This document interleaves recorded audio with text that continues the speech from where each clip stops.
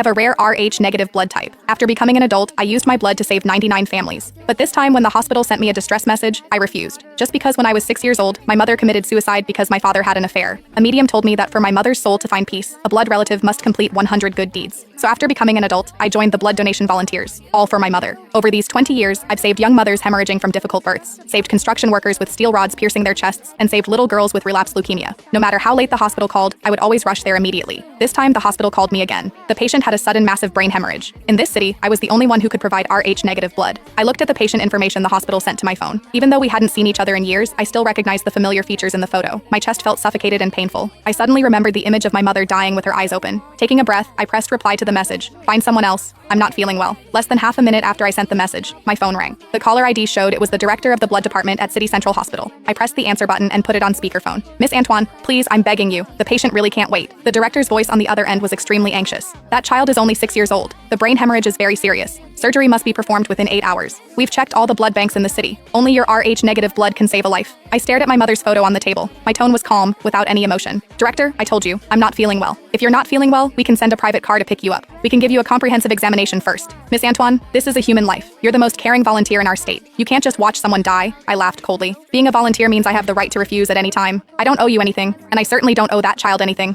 After saying this, I hung up directly and pressed the power button. The room instantly became quiet. I looked at my mother's gentle face in the photo, my fingers clenched tightly into fists. Just one more good deed, and my mother could find peace. But this 100th good deed, I would absolutely never do for my enemy's son. But I was thinking too simply. Less than 10 minutes later, my backup work phone suddenly lit up. Only a few important clients and the community manager knew this phone number. I looked at the unknown number on the screen and pressed answer. Is this Miss Antoine? The male voice on the other end was extremely anxious and accusatory. I'm a reporter from the state TV station. The entire internet is looking for you right now. The 6-year-old boy with brain hemorrhage at City Central Hospital. Why won't you save him? Do you know your behavior is equivalent to murder? I gripped my phone tightly, my eyes completely cold. Murder? By your logic, that child's biological parents murdered someone 20 years ago. Why don't you investigate that? I hung up directly and blocked the number. I opened my tablet next to me and clicked on the local news live stream. On the screen was the scene outside the emergency room at City Central Hospital. A well-dressed woman was kneeling on the floor outside the emergency room door, crying hysterically. Please everyone help me. Help me find that volunteer. As long as she's willing to donate blood to save my son, I'll kowtow to her. I stared at that face on the screen. Even if she turned to ash, I would recognize her. Garcia. In the footage, a middle-aged man in a suit walked into frame. He bent down to help Garcia up, facing the reporter's camera with a face full of indignation. I don't understand what this volunteer is thinking. The hospital said she's donated blood for free 99 times, so why won't she save my son? If it's about money, I can give her 1 million, 10 million. Gabriel spoke through gritted teeth to the camera. A 6-year-old child is lying inside waiting for his life to be saved. How can she be so selfish? I hope all the netizens can help me find this person. I want to ask her to her face if her conscience has been eaten by dogs. The comments in the live stream instantly exploded. This volunteer is disgusting. The 99 times must be fake data. When it comes to the real thing, she shrinks back. Dox her. Force her to donate blood. Right, we can't let this cold-blooded animal get away with